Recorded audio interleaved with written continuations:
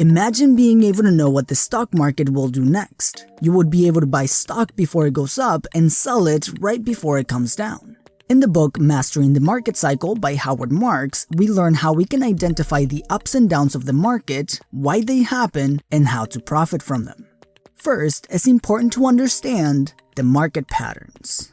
Imagine being in a game show. If you play the game right, you can make some good money, but if you don't, you lose money. So, let's play this game.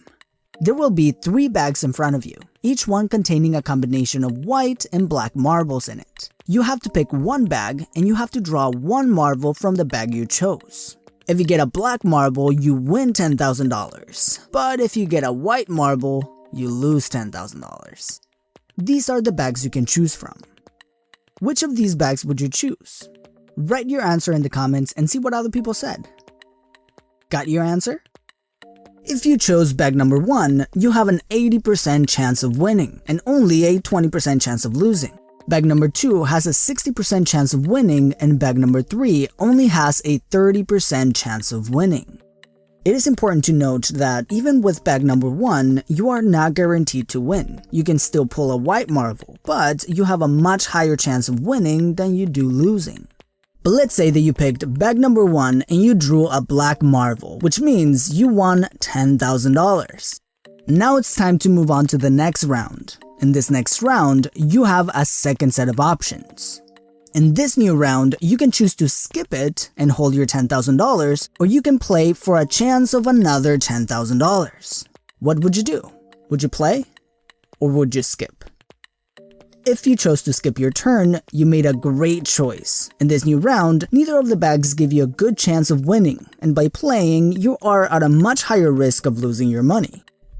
Understanding market cycles is quite similar. There are times where many companies are more likely to go up in value, and there are times that even good companies are likely to lose value. When the market looks like the first set, investors can put more money on the table since there's a higher chance that they will win. But when the market looks like the second set, the investor might want to take some money off the table until the odds go back in their favor. You see, markets are cyclical. They rally, then they crash. Then they rally again, then they crash again. So to profit from these cycles, we must be able to understand them.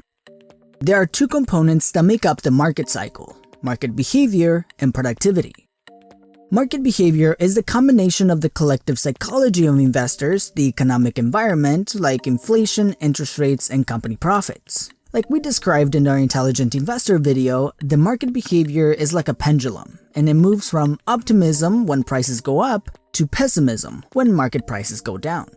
This market behavior moves around the productivity growth line, which is the actual productivity that businesses have over time. This productivity growth line represents the actual value of financial assets. So putting those 2 together, we get an economy cycle that looks like this. A recovery of asset prices from a market crash towards the midpoint. B. A continued swing past the midpoint to an extreme high.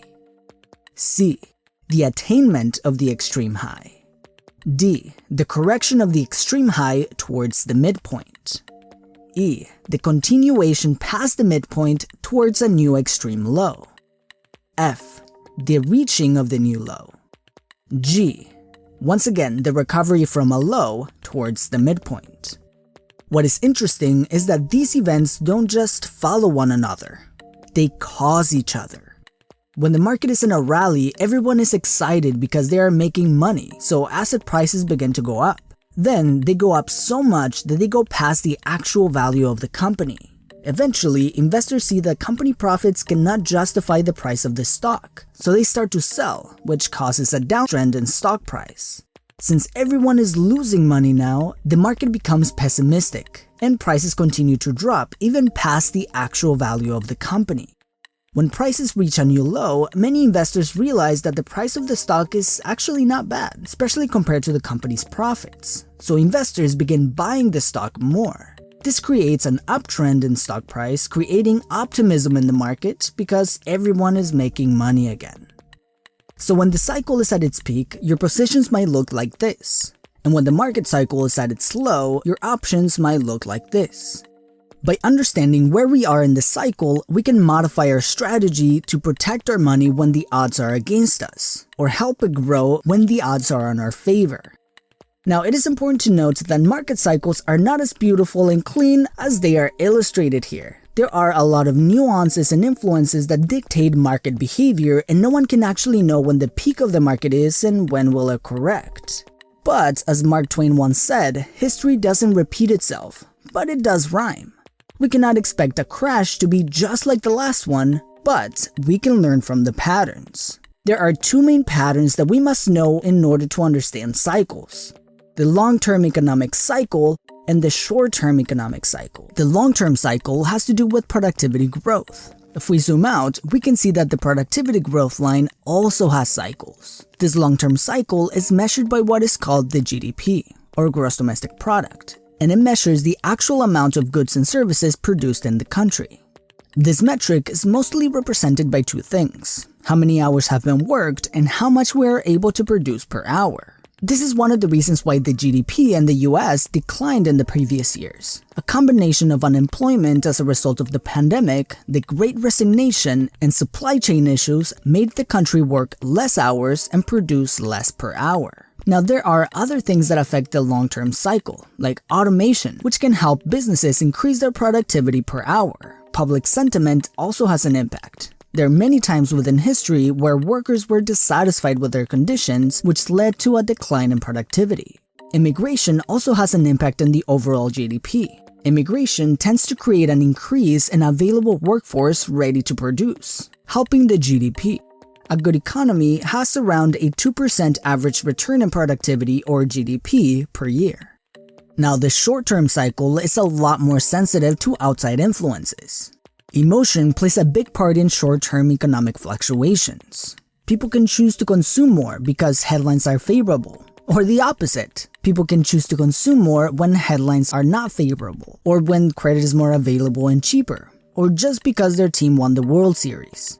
Emotion is one of the reasons why it's so hard to predict the short-term market cycle, but there are many other influences that might give us great information on where we stand. Like the government anti-cycle.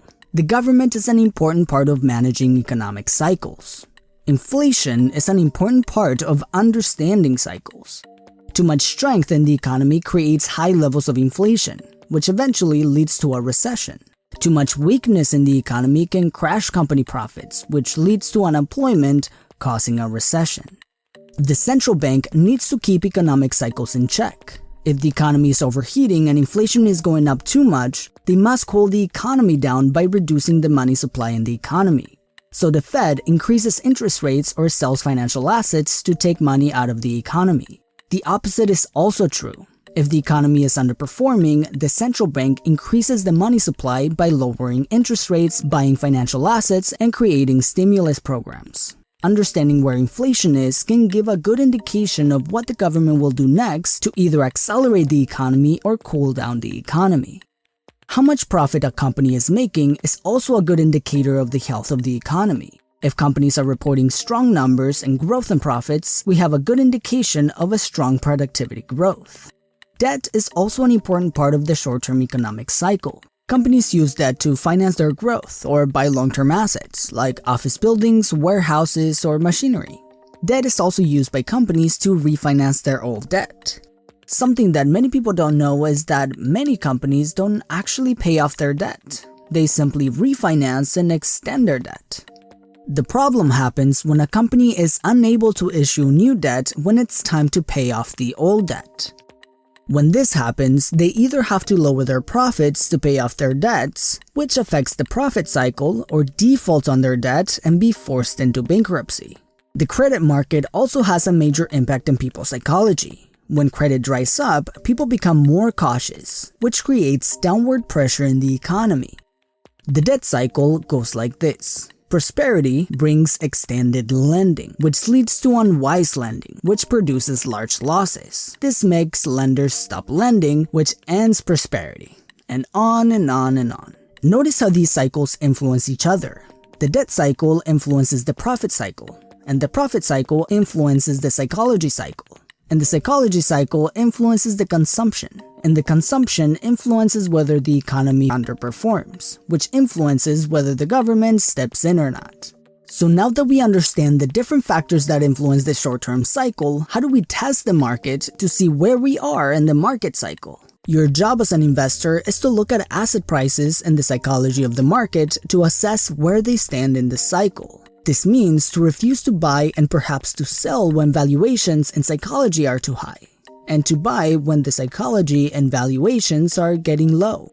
A good investment isn't just about finding high-quality assets, but finding those high-quality assets at good prices. It is not what you buy that determines your results, but how much you pay for it. There are two main things to look at to assess where we are in the market: the fundamentals and the psychology. Here's a quick chart from the book to assess how the fundamentals of the economy are doing. These are the more practical things that are fairly easy to assess, like the interest rates or recent market performance. The more difficult question is, how are investors feeling? How is the psychology in the economy? Are asset owners willing to hold or eager to sell? Are they taking too many risks, or are they too risk averse? Once these questions are answered, we'll have a better understanding of where we are in the cycle, what is likely to come, and how to prepare for it. This book is so packed with information that if I touched on every detail in this video will be like 2 hours long. So I highly recommend to read. It's super fascinating to learn the little details that affect our economy and therefore our personal finances. Let me know your thoughts on this book, and I will see you in the next video.